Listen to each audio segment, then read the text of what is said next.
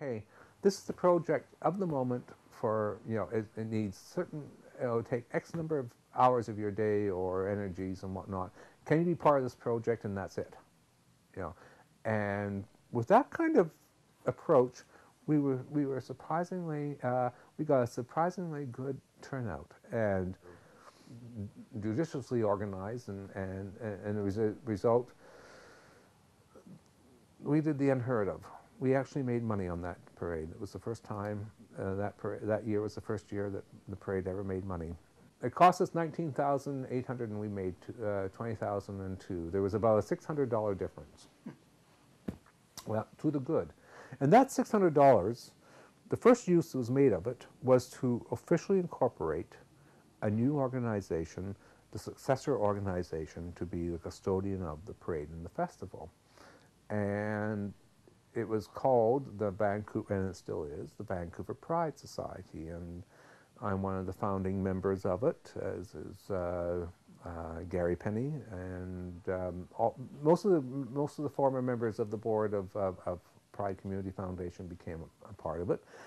But it was much differently organized than the old foundation, and it had a broader appeal, and I think in many ways was more democratic. Each organization, as it evolves, has made mistakes and learns things. And we wanted to make sure that whatever mistakes the Vancouver Pride Society made were of its own. We did not need to repeat mistakes made in the past, but we could always take whatever positive things came out of our experiences from the past and incorporate them. The first thing we incorporated was a limited term for the presidency, the leadership of the organization. It was going to be a 3-year term. The second thing we organized was overlapping directorships, so that after the first year, everyone was elected to a 2-year period, or so that half the board at each annual general meeting would be elected, and the other half would still be in power or still be in place for another year, so that we would have an always overlapping change of people. As I said earlier, the big thing we learned from Malcolm Crane is that you can't just drop dead and not leave instructions or a successor, because this is an organization by its very nature that is a successor organization. It's supposed to go on each year. Come hell or high water, the parade is on. Whether you're alive or dead, someone is going to do the parade and someone is going to come to the parade. Two other things that had not been done before. A, inviting politicians to make sure that they came to the parade.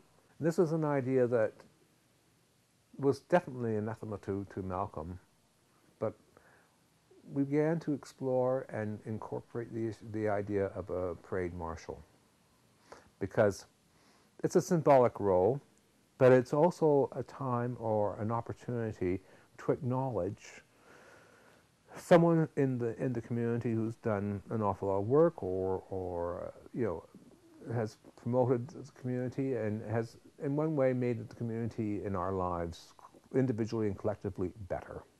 Or in some cases they have been used to recognize other people from other countries who are struggling for the same liberties we have and still don't have them. Precisely. And are being oppressed. Yeah. Yes. I remember being down the bottom of Sunset Beach, where the parade is. It's a very flat ground. It's actually a playing field for soccer or whatever. And there's hills that go up on either side towards the streets. And we were down in the bottom of the flat near the stage where the concert was going to take place. And I remember looking up, and the people that were coming down from the parade that was just finishing, the parade was dispersing at the other side of the stage, and the people who had been watching it follow the parade after the last vehicle entry and come down the street, and then they arrive at Sunset Beach, and they have to come down the hills, over the hill and down into the flats where the concert and the booths are. And I just saw this wall of people coming over the hill and down the hill towards where we were. And that, to me, was such an exciting, exhilarating moment, because that first wave of people and coming and there'll be hundreds just coming down the hill, and as time went on, of course, the whole bottom filled up. That was the most gratifying moment, and to me, one of the most memorable moments of my entire time on the Pride Community Foundation, or on the Vancouver Pride Society.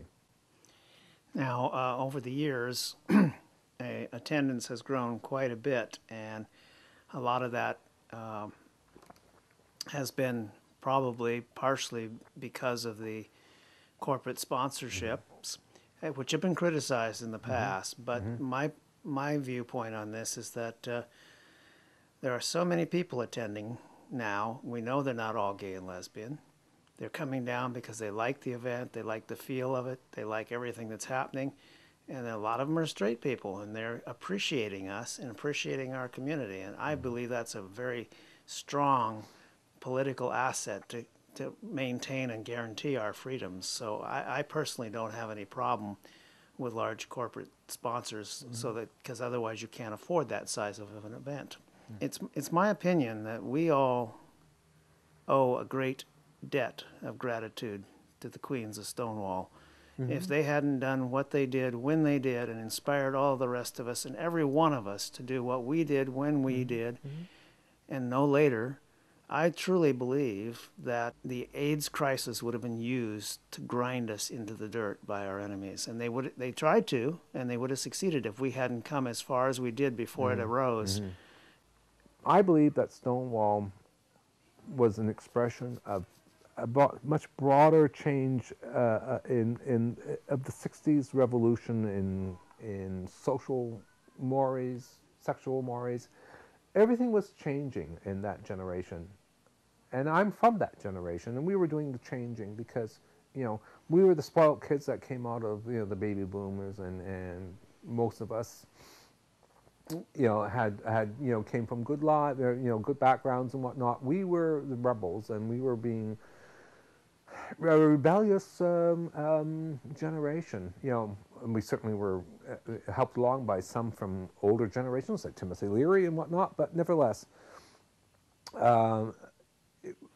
and being at the beginning of the baby boomers, we started taking the vanguard lead in it. And I do think, because of the timing, there was, you know, a confluence of a massive demographic going through society, cohort, you know, the baby boomers, changes, you know, rejection of external forces like the Vietnam War, which was a catalyst, and other protests against establishmentarian events happening elsewhere in the country times. You know, it was something that was happening.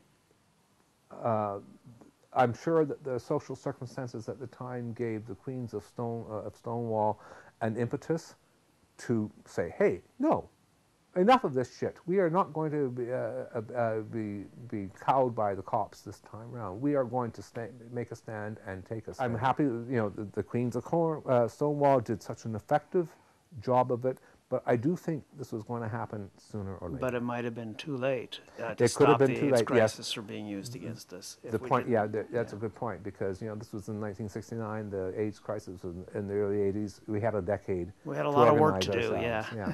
Yeah, and as I said earlier, and I think, you know, an awful lot of that we learned from organizing ourselves in the 70s certainly helped to protect ourselves or defend ourselves from the powers that be when the crisis hit us. And we have to keep protecting ourselves. Yeah. We have to remember human rights are only there as long as we fight for them. Yeah. Whatever you know, however you express this activism, always keep vigilant. We have to keep vigilant. You know, we have all these rights now and so on, but, you know, they can be taken away, they can be diminished, they can be disregarded by the powers that be. And I sometimes think, you know, we see examples of it even today, you know, both in federal government legislation and sometimes in provincially, but we've always got to keep on guard for what we have, you know, and we've got an awful lot, and the best is yet to be, but, you know, we've got to keep it on guard.